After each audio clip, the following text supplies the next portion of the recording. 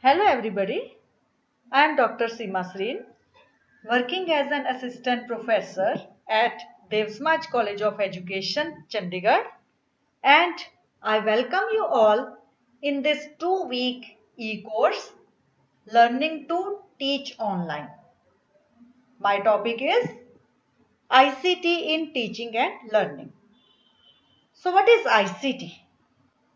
As per UNESCO, ICT refers to a diverse set of technological tools and resources used to create, store, transmit, share, or exchange information. These technological tools and resources include computers, the internet, that is, websites, blogs, and emails, live broadcasting technologies like radio, television, and webcasting, recorded broadcasting technologies like podcasting, audio and video players and storage devices, and telephony, which may be fixed or mobile, satellites, or video conferencing, etc. Now, the question is that how to categorize any device or technology as ICT. Let us consider the example of smartphone. Smartphone can be categorized as ICT device because it can be used to create a digital image that can be stored and retrieved whenever it is necessary. The digital image can also be manipulated as per requirement, that can also be shared, and feedback can be received.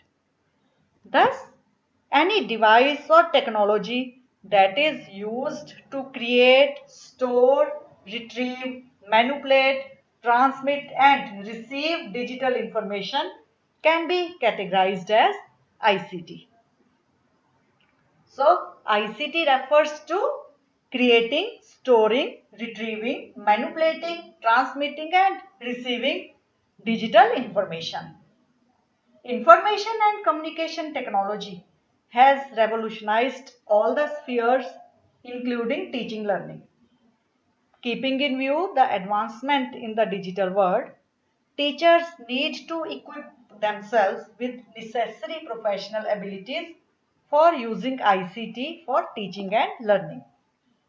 ICT integration in teaching learning doesn't merely mean the use of internet and digital devices, but to consider these as a means to achieve the objective and learning outcomes related to the content to be taught and learned.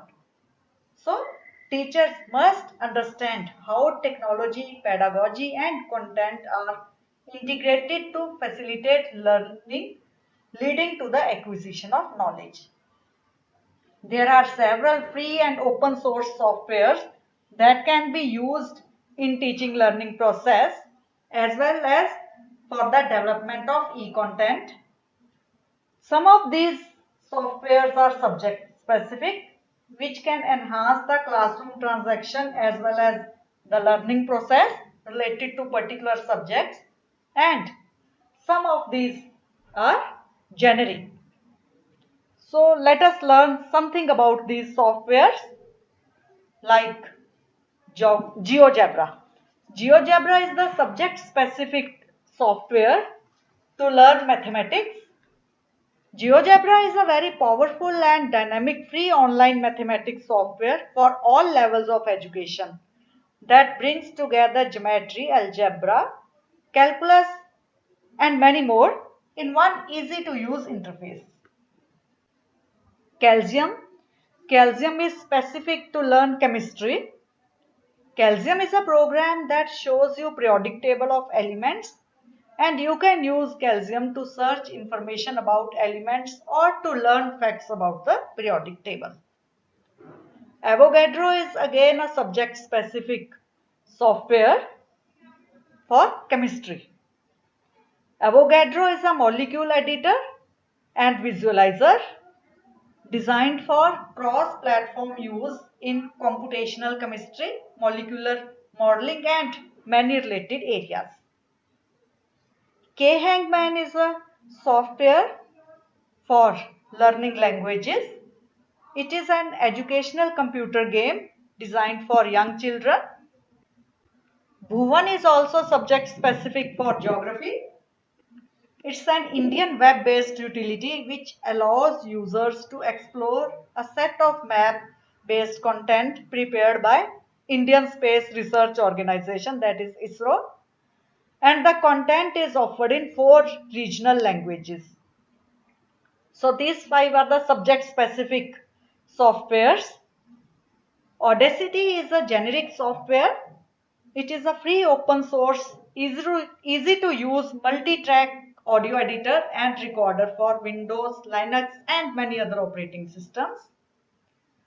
OpenShot is an award-winning open source video editing software. FreePlane and also eDraw. These are free open source software application for creating mind maps, that is diagrams of connection between ideas. TuxPaint is a free open source drawing software for children ages 3 to 12 years. It combines an easy to use interface, fun sound effects, and an encouraging cartoon mascot who guides the children when they use the program. Children are provided with a canvas and a number of drawing tools to help them to be creative. There are also some apps which are available on your mobile or your Android system. Some of these very beneficial mobile apps include Anatomy 4D. It is an Android-based augmented reality app to help your students explore the human body and human heart with cutting-edge technology. It can help you simplify the complex concepts and help your students to understand the contents. OLabs is based on the idea that lab experiments can be taught using the internet more efficiently and less expensively. The labs can also be made available to students with no access to physical labs or where equipment is not available. So it's a very beneficial, OLabs is a very beneficial software which is funded by Ministry of Electronics and Information Technology.